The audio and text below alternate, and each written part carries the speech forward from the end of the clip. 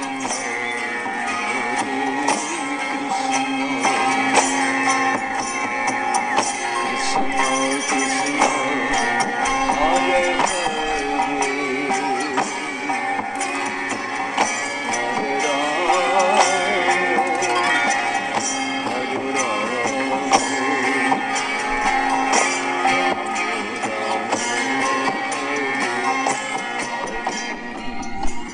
अज्ञानतिमिरन्धस्य ज्ञानाञ्जनशलाकया चक्षुरुन्मिलितं येन तस्मै श्रीगुरवे नमः।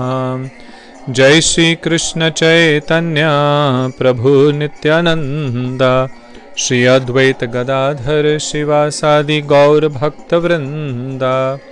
हरे कृष्णा कृष्ण कृष्ण हरे हरे, हरे राम राम राम हरे हरे। हरे Krishna. Bhagavad Gita chapter 2 verse number 18.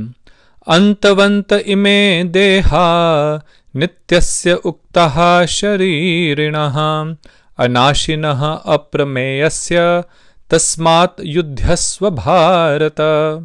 The material bodies of the soul, who is eternal, indestructible and immeasurable, are known to be perishable. Therefore, O Arjun, fight. This is such an amazingly beautiful verse where Krishna is very clearly differentiating between the body and the soul. He refers to the soul as Sharirinaha, that element or the spiritual entity that accepts the material body.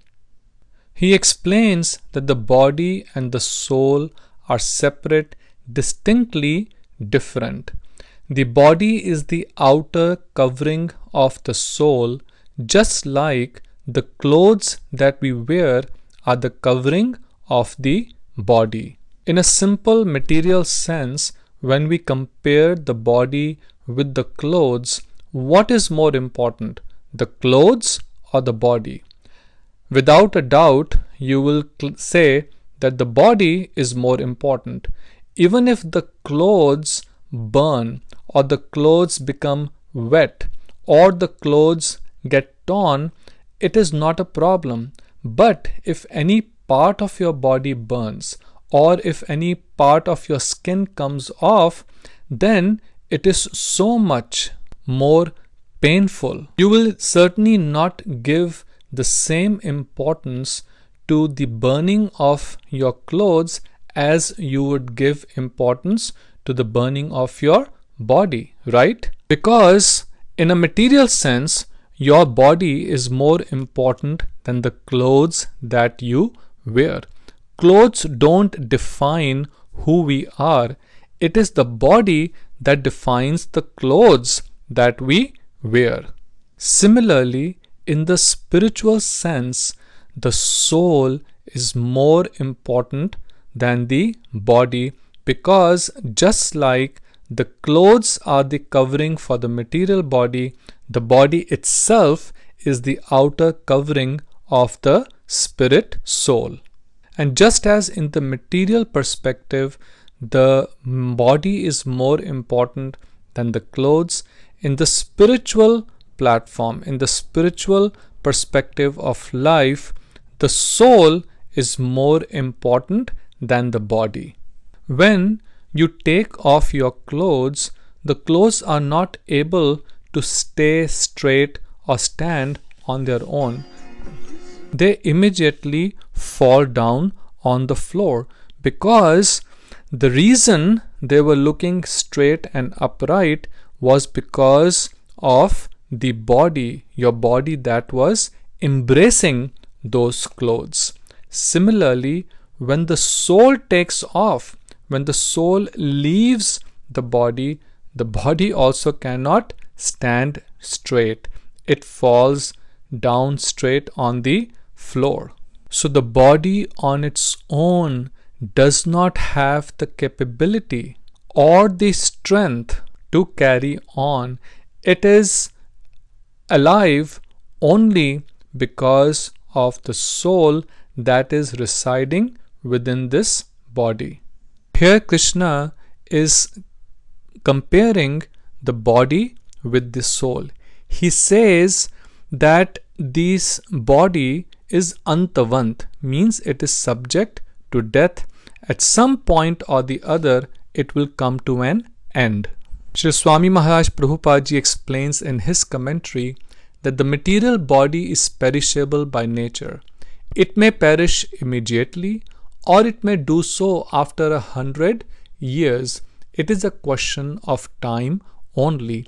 There are many insects that live only for a few hours or for a few minutes, and within that short life span, they take birth, they grow up, they also produce progeny, and then they die. Then there are other mammals or trees that live for thousands and thousands of years. And according to our Vedic scriptures, there are living entities on higher planets that live for much, much longer lifespan. Lord Brahma, who is the creator of this universe, lives for trillions and trillions of years according to the human calculation. But irrespective of how long or how short the lifespan may be, everything in this material world comes to an end. In the 16th verse of the 8th chapter, Shri Krishna will say, Abhram bhuvanat lokaha punaravartinah arjunaha mam upetya tu kaunteya punarjanmana vidyate. From the highest planet in the material world down to the lowest, all are places of misery, wherein repeated birth and death takes place. But one who attains to my abode, O son of Kunti, never takes birth again. So Krishna is saying that this body is temporary, and everything that is related to this body is temporary. See, this is such a beautiful and amazingly profound principle, though very simple. But if we understand this simple yet such a profound principle, our life will become completely spiritualized, completely peaceful. If we understand that every situation in the life is temporary, what we are facing today could be unsurmountable problems. It may seem to be the end of life, but no, this time will also pass. If there is a difficult situation today, tomorrow it will be something very nice situation, and then again some problems may arise. The situations, the places, the people because of which you are experiencing stress or problems or mental anguish, all of those are temporary, as temporary as you yourself are in terms of the body that you have. If we recognize this simple fact, then nothing in this life will ever disturb us, and we will stay fixed on the real purpose of life, as is being said in the 16th verse of 8th chapter, that the ultimate purpose of life is to attain the supreme abode of the Lord, attaining which the birth never happens again in this material world. So while the body is temporary, Krishna is explaining Nityasya uktaha sharirinaha, the soul is permanent. As he has been explaining before, that the soul does not die when this body perishes. And he further explains that it is anashinaha, means it's indestructible. He will explain this furthermore in the following subsequent verses, that no weapon can destroy the soul, no fire can burn the soul. So it is indestructible. Why? Because it's aprameyasya. It is so subtle, it cannot be subject to any sort of measurement by microscope or any such instrument. You may be able to see an atom, but you cannot see the soul by any material instruments. It is so subtle, and because it is so subtle, it cannot be destroyed.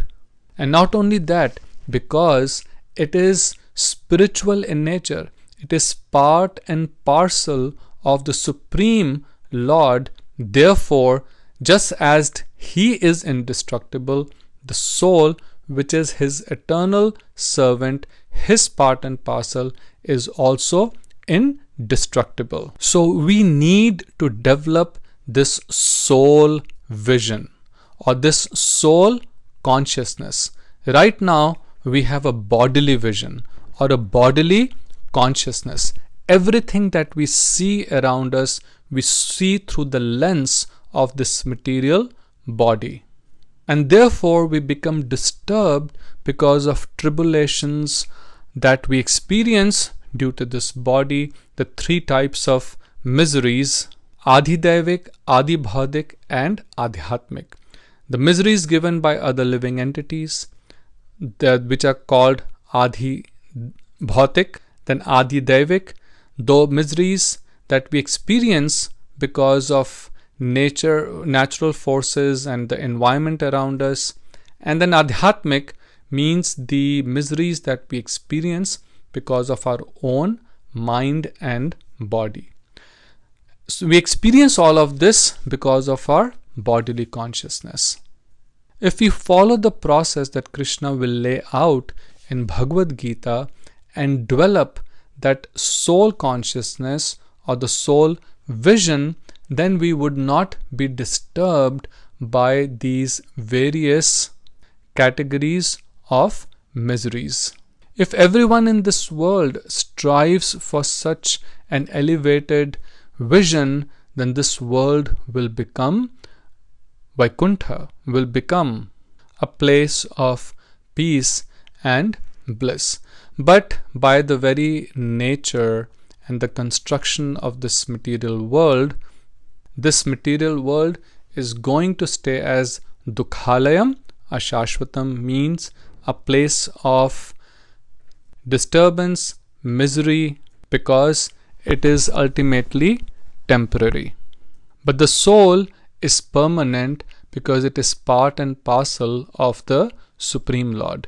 Srila Swami Maharaj Prabhupada Ji says that as sunlight maintains the entire universe, so the light of the soul maintains this material body. As soon as the spirit soul is out of this material body, the body begins to decompose. Therefore, it is the spirit soul which maintains this body. The body itself is unimportant. Now one may say that since this body is not so important and everything is temporary, so Arjun may argue that, oh my Lord, then why should we do anything? We should not even fight because ultimately everything is so temporary. And many times people conclude this way from Vedic knowledge and tend to become very complacent. But this is not what Krishna is telling Arjun here. After telling him that the soul is eternal, it is indestructible, and the material body is temporary, he says, Tasmat yudhyasva bharata. Oh, therefore, O Arjun, stand up and fight. Because even though this body may be temporary, this situation may be temporary, but by following religious principles that I am explaining to you, and by rendering service unto me, fighting this battle on my behalf to fulfill my mission, you will attain spiritual permanence. You will attain my supreme abode. And that is the real utilization of our body. Even though on its own it is temporary, subject to miseries, subject to old age, disease, and ultimately death. But it is only by this body that we can perform sadhan bhajan. It is only with this body that we can make an effort to understand who the Supreme Absolute Truth is, who we are, and what is our relationship with Him. And therefore, this body is so valuable, especially the human body, because only in this body we have the intellect, we have the facility to inquire who we are. Therefore, we should not waste the time that we have, this facility we have. We should properly utilize in cultivation of spiritual knowledge. Hare Krishna. Have a very blessed day.